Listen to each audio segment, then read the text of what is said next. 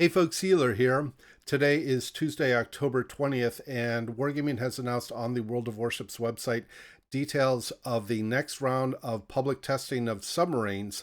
This is going to start here in just a couple of days. There are some significant details around, in fact, a lot of changes to how submarines were played and played against from the previous round of testing. Wargaming had a development blog announcement back in August, more than 2 months ago, that covered sort of the general changes and approach that they were, or revised approach that they were going to take with submarines and how to play against them. This solidifies a lot of the direction. There's a very good video in this article that I'm going to strongly recommend folks go watch. Wargaming has done a really good job putting together a visual description of how to play these ships and play against them. So I don't want to reiterate too much what they've covered there, because I think the visuals help deliver or give better clarity to how the game, or how these ships are going to work and how the submarines are going to work. So first thing to be aware of is that you will need to have a separate installation of warships on your machine to play in or to play or test submarines. Now, Wargaming has made it clear that you don't need to set up a separate account. You'll be able to do this on your standard primary account. You will, however, need to install a separate game instance, and since each game instance is about 60 gigabytes right now, that might be something for folks to consider, whether you're constrained from a disk perspective on your PC, or maybe from a network bandwidth perspective, whether you want to go through the cost of downloading an entire game instance. Just something to keep in mind. But there's some visuals here on how to install the additional instance, and then you specifically select from the region. Well, they're putting this under a region called TST for the public testing of submarines. Now, the next important thing is when this is occurring. So there's a 4.5 day period, for lack of a better term, or not even that, between Thursday, October 22nd and Tuesday, October 27th, when testing will occur. Testing starts at 9 a.m. Pacific time. That's for me here on the west coast of North America. Please convert to your local time zone. Wargaming has set out the specific, quote, prime times when testing will be available. So these servers are not going to be up 24/7. They're going to be down periodically, presumably to make bug fixes or do other sort of maintenance on these servers, collect data, etc. So keep in mind for your local time zone what this means. This is listed as UTC, which is currently 1 hour behind British summertime, 2 hours behind Central European summertime, 4 hours ahead of Eastern Daylight Time on the East Coast of North America, etc. So just keep that in mind. Prime time begins in 1 day and 15 hours, at least of the time that I'm preparing this video. So only random battles will be available. Team lineups may be completed with bots, and they are trying to reduce the amount of time that players spend in queue, but they also want to try to get as many players on as possible. You will receive a container on this separate account that will drop one of the submarines, and then you will have a series of combat missions that will allow you to pick up the other submarines that are available for testing. They say here specifically, testing will only be available in Russian and English.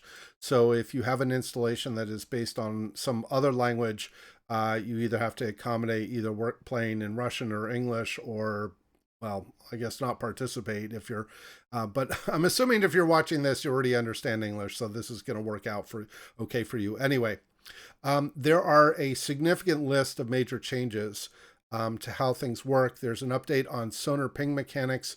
Again, I'm not going to go through these in gory detail because the video covers the specifics on this in very good visual detail, and I would just be doing a disservice to the video if I were to reiterate everything. But there are changes to the sonar ping mechanics, to the battery mechanics. Battleships and heavy cruisers, although there are some light cruisers involved here as well, can call in anti-submarine weapons to deal with countering against submarines. This is one of the key objections that came out of the submarine testing, was that battleships and heavy cruisers and even some light cruisers had no anti-submarine mechanisms, depth charges mainly, to be able to combat submarines. And Wargaming has now implemented a method, essentially acts as a consumable for these ships to bring in basically strike craft to drop airborne depth charges into the water and try to take out a submarine. There's a mechanism called hydrophone. This essentially acts as the detection mechanism for submarines across the fleet. And in the same way that if a ship is surface detected or aerial detected by an ally, everybody on the allies team can see the location of that ship. And so the same will be true with detection of submarines by hydrophone. Detection of surface ships by submarines will be reduced. So the detection range is reduced by 1/3. So for example, if you are in a ship that has a surface detection range of 6 kilometers, you will be detected by at 4 kilometers by a submarine. And this is to give surface ships a more balance in terms of being able to combat submarines and not just be victimized by, you know, undetected submarines that can drop torpedoes at point blank distances and basically have no recourse. There's a change to how sonar is emitted by submarines. Excuse me. This will be actively done by the player. This is to make some of the mechanics for a submarine player clearer, and the emitting sonar waves will essentially light up the underwater terrain as well as the ships, the surface ships that might be in the area. There's also mentioned here that HE weapons will have better efficacy against submarines, that the submarines have to actually be below 10 meters to avoid damage from HE weapons. So HE shells, etc., can still, and rockets as well, can still hit submarines if they're as deep, up to 10 meters, I should say. And then they also have made some visual changes to improve the underwater world to make it visually more interesting. All right. Again, there's some significant details here on actually how to play the submarines in terms of the mechanics of the gameplay. Again, the video that I mentioned earlier that's linked in this article goes into this more detail. So I'm not going to, again, reiterate this too much. There is a listing of the mechanics. These are basically the same as we had from the first round of testing. You use the WASD for horizontal movements, F and C to ascend and dive, Control F and Control C to lock the rudders to either ascend or dive. There's select 1 for sonar pings, 2 for torpedoes, and then the G releases the underwater hydrophone so that you can light up the underwater scenery and also detect ships that are on the surface. And then one thing that's going to be important here is that because the battery mechanics have changed and also the capture mechanics have changed, submarines have to surface in order to fully recharge their batteries, but they also must be surfaced in order to capture areas. They cannot capture areas when they are submerged. So that will be an important element. And that, let's see, just doing a quick scan here. Submarine can go to depth of 30 meters and below, but will only be detected by hydroacoustic search and by other submarines. And then the hydrophones will give an approximate location of a submarine if a submarine is at 30 meters or below.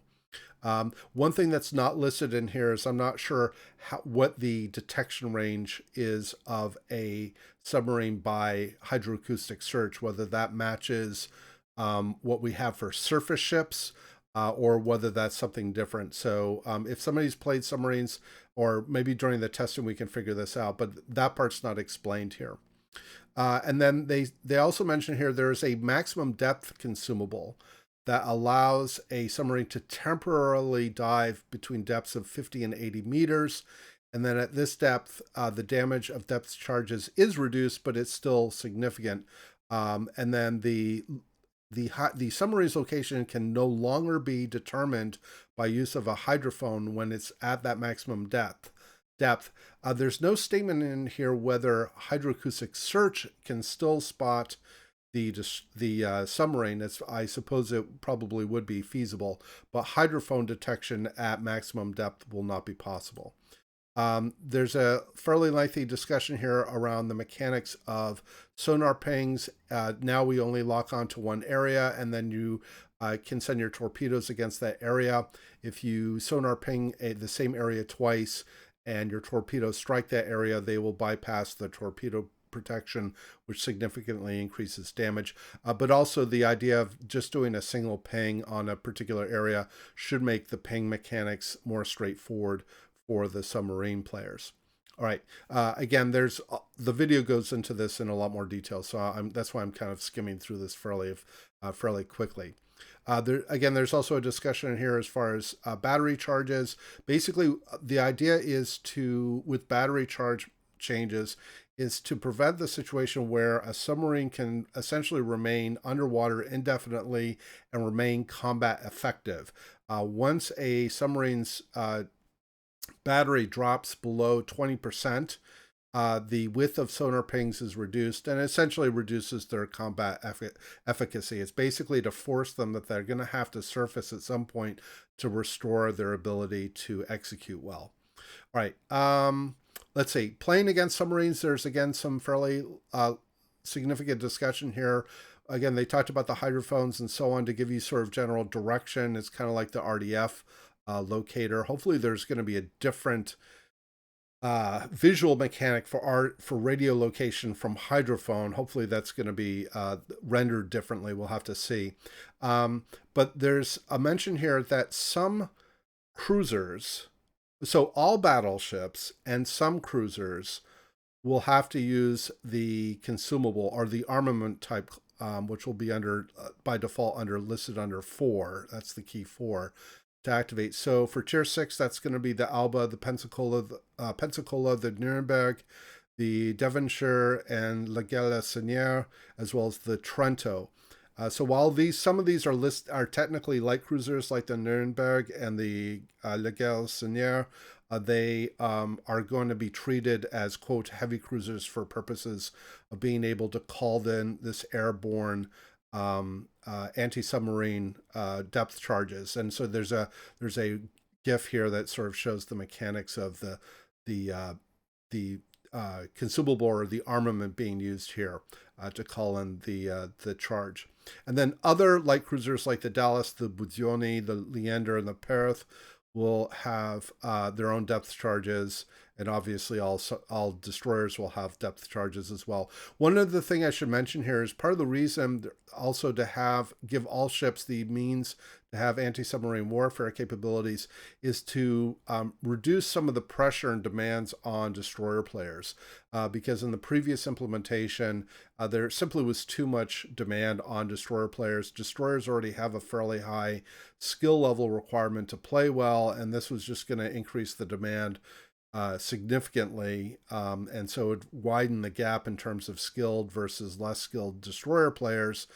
So I think this is a good move by Wargaming to basically give the destroyer players a little bit of relief.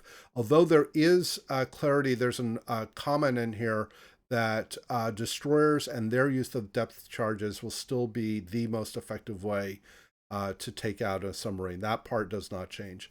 There's also a mention here, display of how to use HE against destroyers. So long as you hit not destroyers, against submarines. So long as you hit the submarine before he's able to get to 10 meters of depth, HE shells, rockets, and bombs will be able to do damage to the submarines. All right. Let's see. Just a few more points here. Both depth charges anti-submarine warfare aircraft can be activated one after the other, and they can be used again after their cooldown period is over. If a submarine hides at the maximum depth for more than 50 meters, the damage from depth charges hits will be reduced, but will still be quite considerable. The ping part of ships is highlighted. That's how you determine where the submarine is attacking from. So that means when you are the surface ship and you are targeted or pinged by a submarine, that part of your ship will actually light up, and that will allow you to change course and essentially shield that area from the detection by the homing torpedoes. That will give you, again, surface ships better ability to counter submarines. And then, oh, here it says the hydroacoustic search can detect submarines at any depth. That's fine, but the question is what the range is. Is it the same as for detecting surface ships? That's the part that still isn't cited here in this article. So again, a good article, a lot of details. Again, I went through this quite quickly. Like I said, I'd also recommend everybody go check out the video if you're interested in either playing submarines or testing or playing against them in this test round. The test round, again, is fairly short. It is only, well, essentially 4 days. So just keep that in mind if you want to participate. So I think that's going to wrap it up for this article and for the video. I hope the information here was useful. And like I said, I recommend you guys go check out the details if you really want to dig into this. But yeah, let me know your thoughts in the comments below. And as always, we hope to see you out there in the virtual seas, and we wish you happy sailing.